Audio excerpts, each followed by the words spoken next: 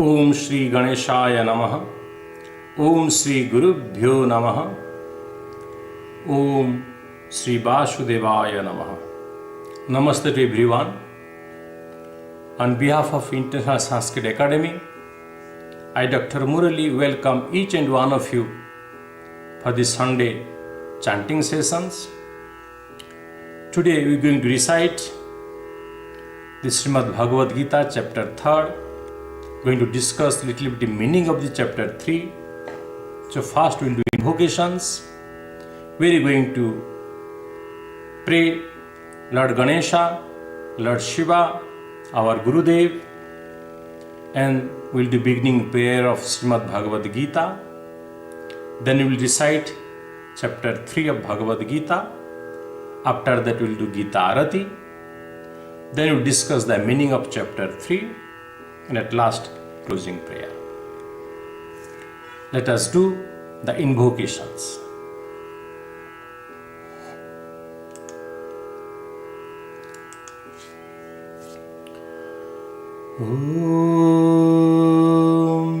Om Shri GurubhyonamaH. Harihi Om. Sumukhash-caika-dantashca. Kapilo gajaa-nanaH.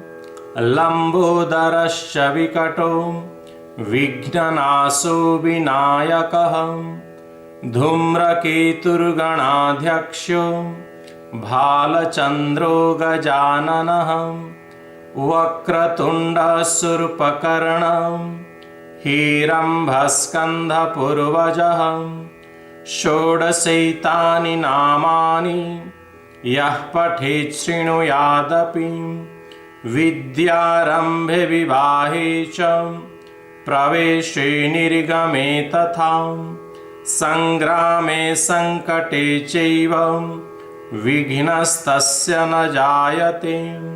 Om Shri Ganeshaya namaha. Gurur-brahmaa gurur-vishnuH gurur-devo maheshwarah guruh sakshat parang brahma tasmai Shri Gurave Namaha. Gurave sarvabhutanam vishaje bhavaroginam nidhaye sarvavidhyanam Shri Dakshinamurtaye Namaha.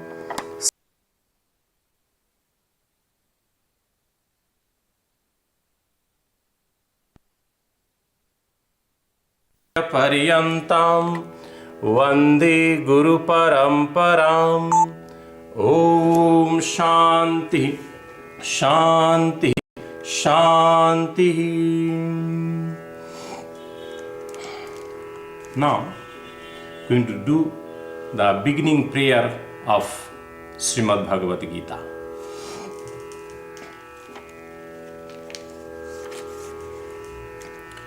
Om Shri Paramatmane Namaha.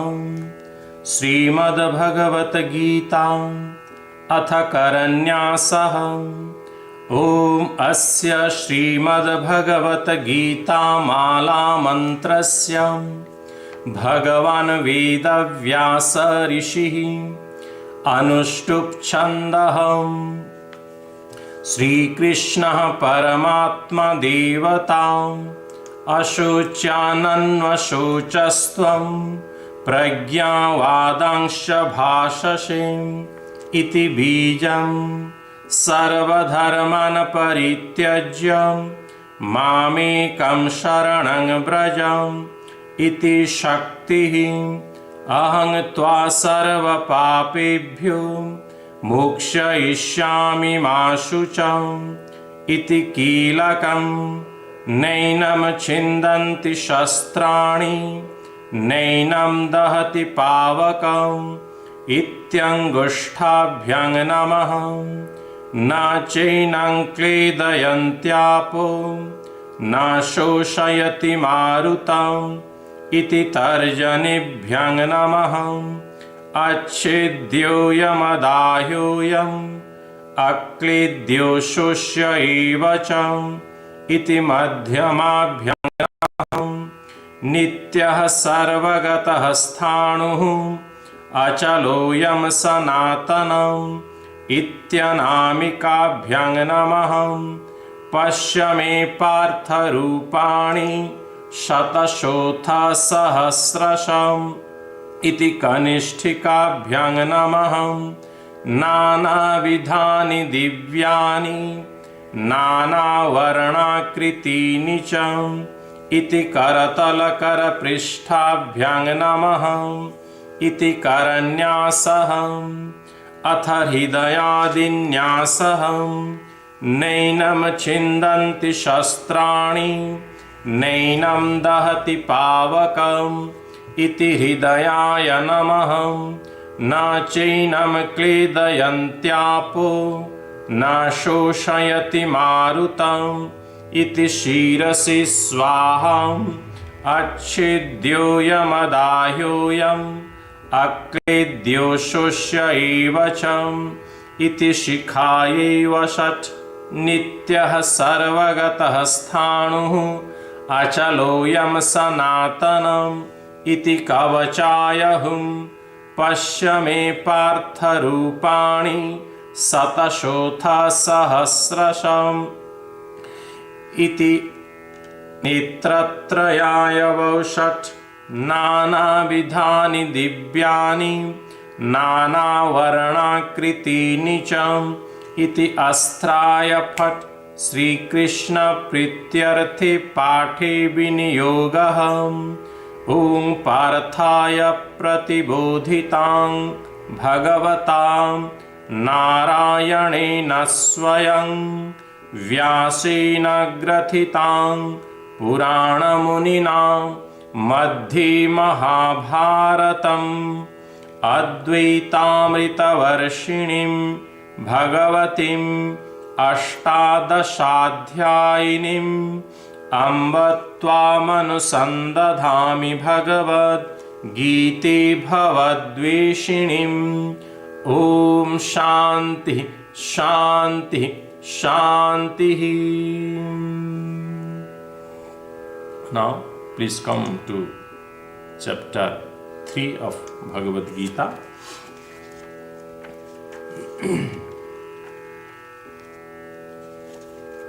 Let us start chapter 3 of Bhagavad Geeta. Om Shri Paramatmane Namaha. अथ तृतीयोऽध्यायः। अर्जुन उवाच ज्ञायसि चेत् कर्मणस्ते मता बुद्धिर्जनार्दन तत्किं कर्मणि घोरे मां नियोजयसि केशव। व्यामिश्रेणेव वाक्येन बुद्धिं मोहयसीव मे तदेकं वद निश्चित्य येन श्रेयोऽहमाप्नुयाम्। श्रीभगवानुवाच लोकेऽस्मिन् द्विविधा निष्ठा पुरा प्रोक्ता मया नघ। ज्ञानयोगेन साङ्ख्यानां कर्मयोगेन योगिनाम्। न कर्मणमनारम्भात् नैष्कर्म्यं पुरुषोऽश्नुते न च सन्न्यसनादेव सिद्धिं समधिगच्छति। न हि कश्चित् क्षणमपि जातु तिष्ठत्यकर्मकृत् कार्यते ह्यवशः कर्म सर्वः प्रकृतिजैर्गुणैः। कर्मेन्द्रियाणि संयम्य य आस्ते मनसा स्मरन् इन्द्रियार्थान् विमूढात्मा मिथ्याचारः स उच्यते। यस्त्विन्द्रियाणि मनसा नियम्यारभतेऽर्जुन कर्मेन्द्रियैः कर्मयोगम् असक्तः स विशिष्यते। नियतं कुरु कर्म त्वं कर्म ज्यायो ह्यकर्मणः शरीरयात्रापि च ते न प्रसिद्धेद कर्मणः। यज्ञार्थात् कर्मणोऽन्यत्र लोकोऽयं कर्मबन्धनः तदर्थं कर्म कौन्तेय मुक्तसङ्गः समाचर सह यज्ञः प्रजः सृष्ट्वा पुरोवाच प्रजापतिः अनेन प्रसविष्यध्वम् एष वस्त्विष्टकामधुक् देवान् भावयतानेन ते देवा भावयन्तु वः परस्परं भावयन्तः श्रेयः परमवाप्स्यथम् इष्टान् भोगान् हि वो देवा दास्यन्ते यज्ञभावितः तैर्दत्तान् प्रदायेभ्यो यो भुङ्क्तेस्तेन एव सः यज्ञशिष्टाशिनः सन्तो मुच्यन्ते सर्वकिल्बिषैः भुञ्जते ते त्वघं पापां ये पचन्त्यात्मकारणात् अन्नाद्भवन्ति भूतानि पर्जन्यादन्नसम्भवः यज्ञाद्भवति पर्जन्यो यज्ञः कर्मसमुद्भवः कर्म ब्रह्मोद्भवं विद्धि ब्रह्माक्षरसमुद्भवम् तस्मात् सर्वगतं ब्रह्म नित्यं यज्ञे प्रतिष्ठितम् एवं प्रवर्तितं चक्रं नानुवर्तयतीह यः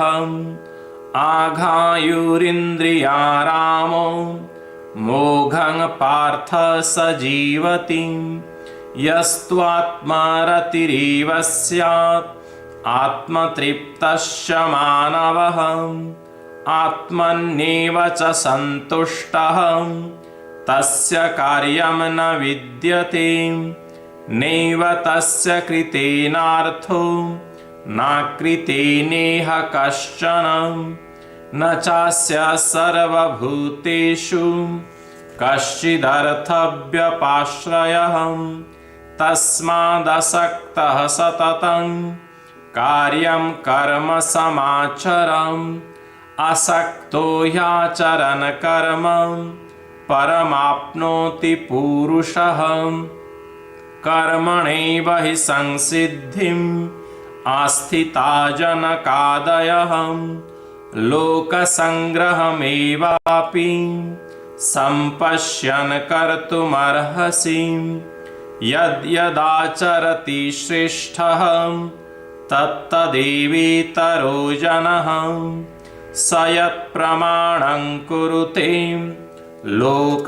लोकस्तदनुवर्तते न मे पार्थास्ति कर्तव्यं त्रिषु लोकेषु किञ्चन नानवाप्तमवाप्तव्यं वर्त एव च कर्मणि यदि ह्यहं न वर्तेयं जातु कर्मण्यतन्द्रितः मम वर्त्मानुवर्तन्ते मनुष्याः पार्थ सर्वशः उत्सीदेयुरिमे लोकां न कुर्यां कर्म चेदहम् शङ्करस्य च कर्तास्याम् उपहन्यामि महप्रजः सक्ता कर्मण्यविद्वांसो यथा कुर्वन्ति भारत कुर्याद्विद्वांस्तथा सक्तं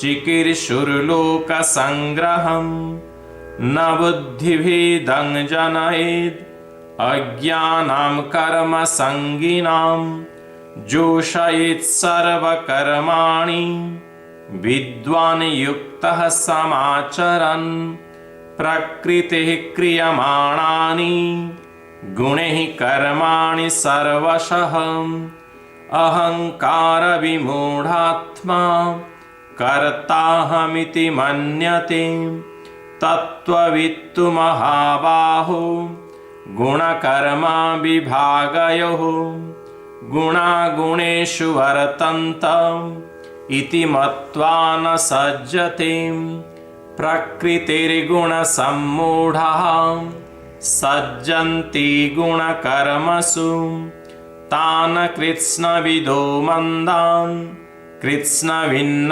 विचालयेत् मयि सर्वाणि कर्माणि सन्न्यस्याध्यात्मचेतसां निराशीर्निर्ममो भूत्वा युध्यस्व विगतज्वरः।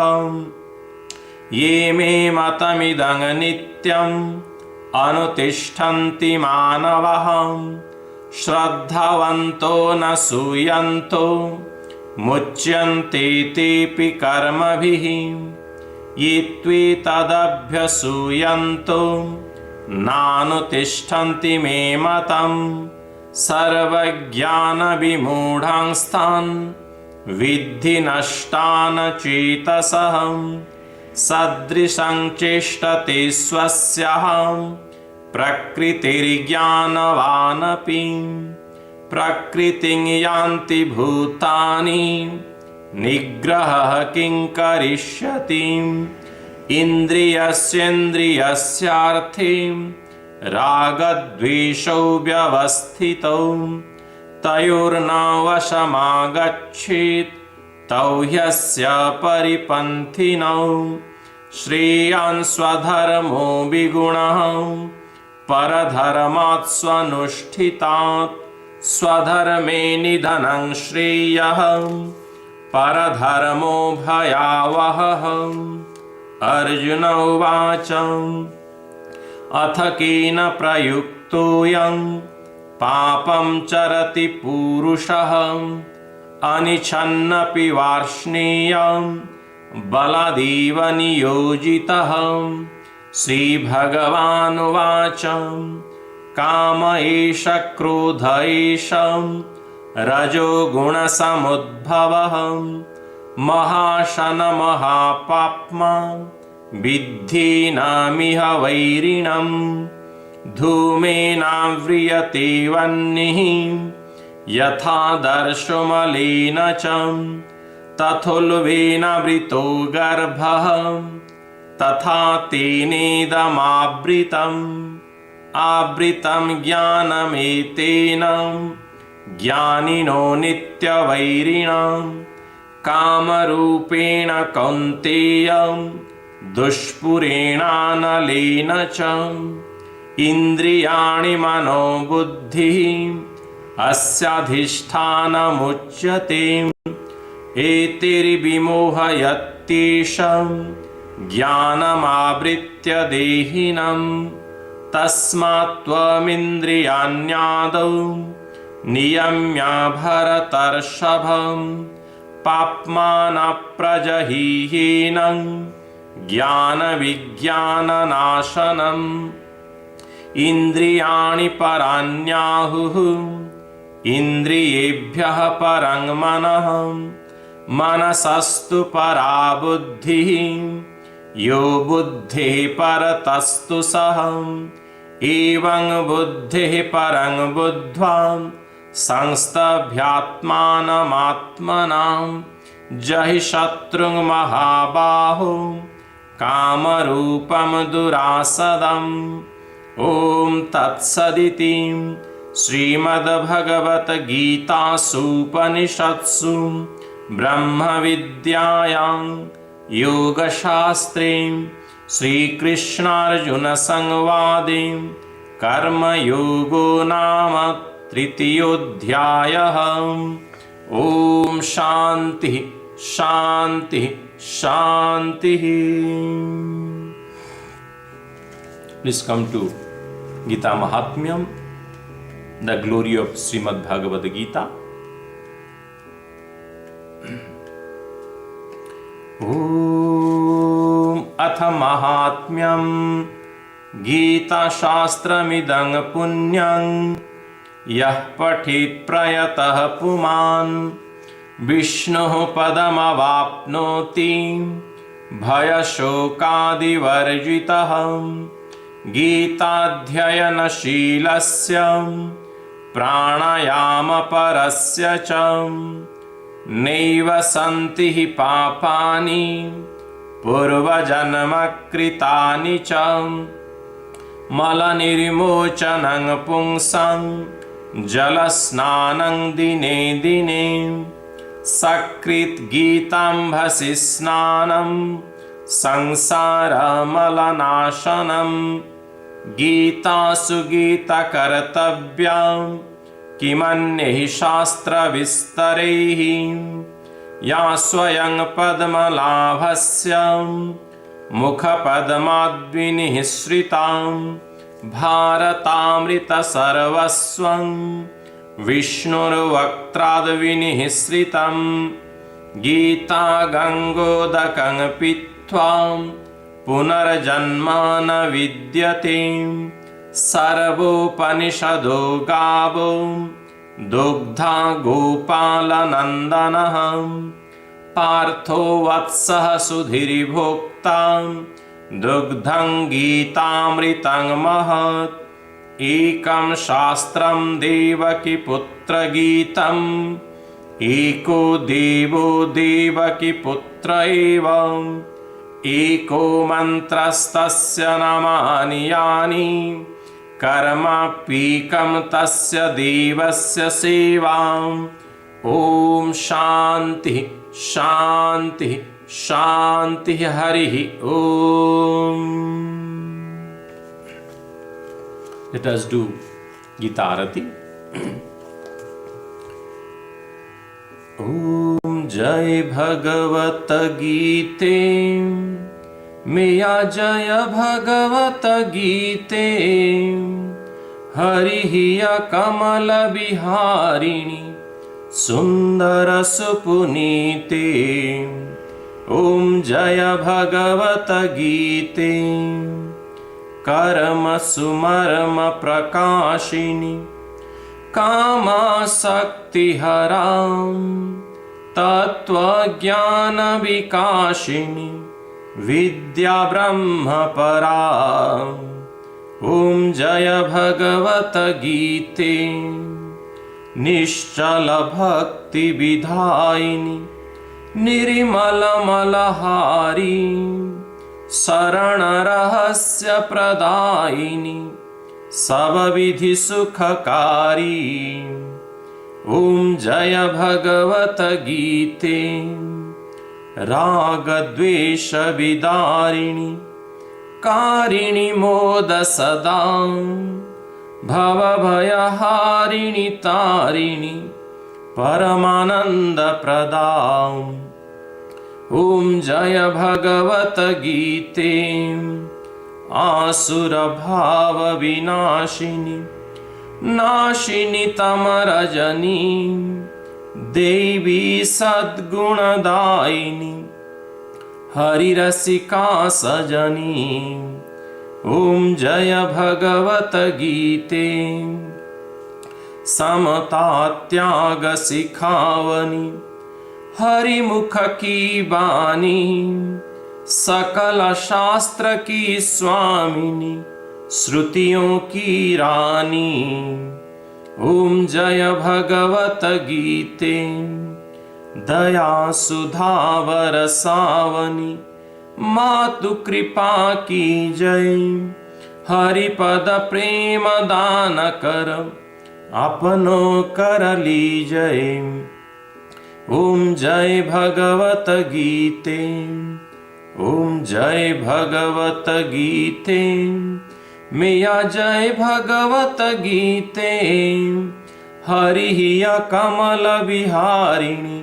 सुंदर सुपुनीते ॐ जय भगवत गीते ॐ जय भगवत गीते ॐ जय भगवत गीते.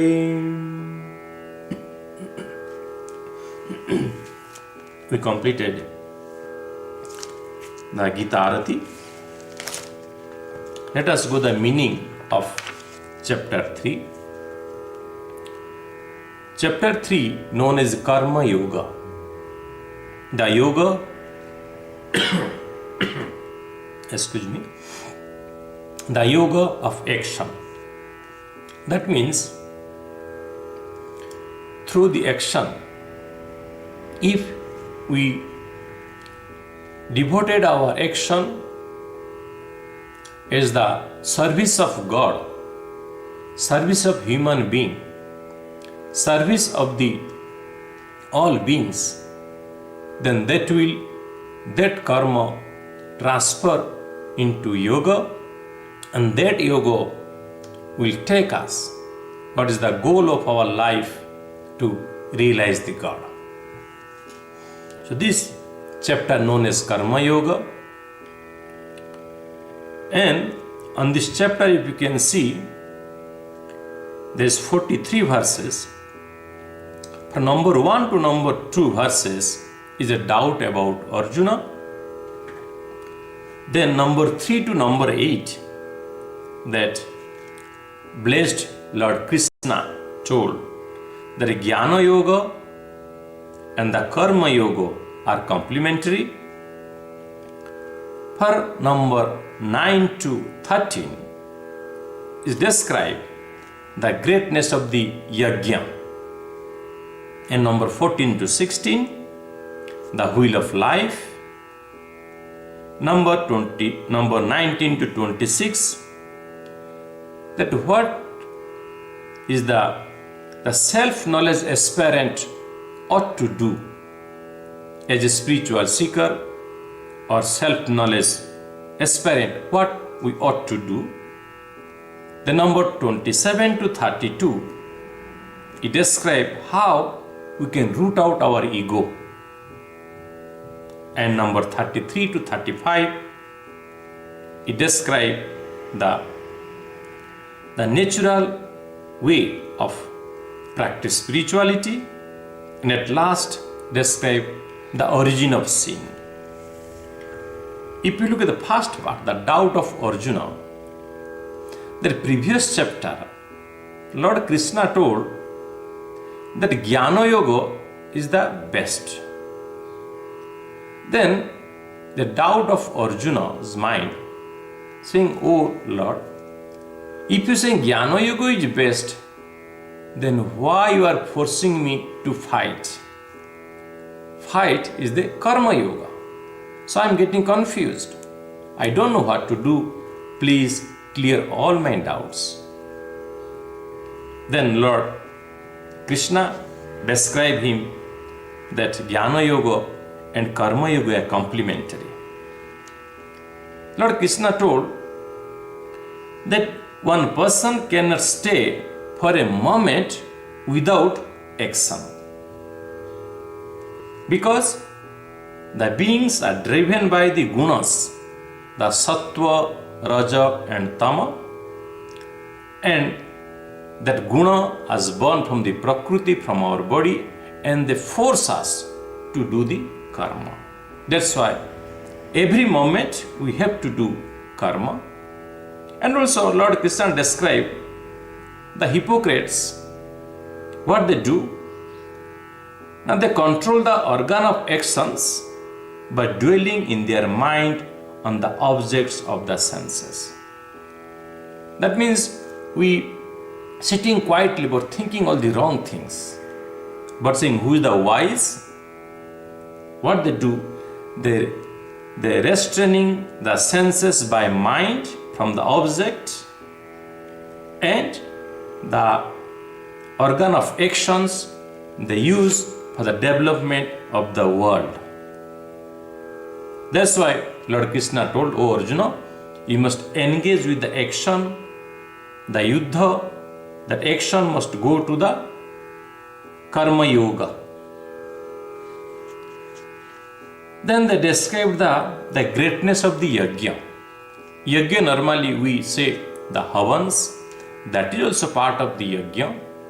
Yajna also here, when our actions are towards the development of the world, like the meritorious act free from selfishness, help others without aspirations, work for the general welfare, and prayers, whatever we pray, our yajna or havans, and preaching of ethical and self-knowledge. That means every action we do, every work we do, if we dedicate that work that I am doing to help others, to help human beings, all beings, and that our action will transfer into karma yoga. And they're saying those yajnas are created by the Prajapati Brahma. Because once you do that yajna, selfish service, help others, help other beings, and that will fulfill our desires. It will bring peace and stability in our life. They're saying when God will be happy, and so God make us happy. Here one question is, what is God? According to our dharma, I am saying including Hinduism, Buddhism, Jainism, Sikhism, the follower of dharma, for us, God, we say Deva, the Sanskrit word Deva. Deva is from Dip-dane. That means by which others giving, when you survive, they are the gods. Like for us, water is God, fire is God, air is God, everything. That's why we pray everybody, because of their help we surviving. So that means whatever we getting from the nature, we must give back to nature also, and then our life will be peaceful. Then also describing the wheel of life, that Param Brahma created the Veda, Veda created the karma, karma created the yajna, yajna brings the brishti, the rain, and rain brings the anna, the grains, and from the grains all beings is coming. So that's why they're saying Brahma is always in yajna. That is the greatness of yajna, all selfless service we have to do. Then saying that Atma is beyond the karma. That means who rejoice with self, satisfy with self, for them no obligatory action is necessary. So last point they're saying that what the self-knowledge aspirant ought to do, they must do action without attachment. That anything we do, it must be without attachment, and that will lead us to realize the God. They're saying how to root out from the ego, because when men do something, they're thinking I am doing, and that is create the ego. But if we surrender to the God, every action we doing of the order of the God, wish of the God, then we will free from the ego. And lastly they're saying that natural self-knowledge practice, that we must, they're saying how to practice the natural way, the adhyatma jnana, the self-knowledge, we must follow the dharma. Then they're saying the origin of sin. The origin of sin is the kama, the desire. That if we'll control our desire, then we'll be free from the sin. And that control of desire will come once we surrender to the God, we sing the glory of the God, we can minimize our desire and we will free from the sin. That's why at last Lord Krishna told that with our intellect, we must control our mind and do our karma yoga and surrender to the God, and that will lead us to realize the God. So that's, we briefly discuss the chapter 3, which is known as Karma Yoga. At last, please like, share and subscribe our International Sanskrit Academy YouTube channel.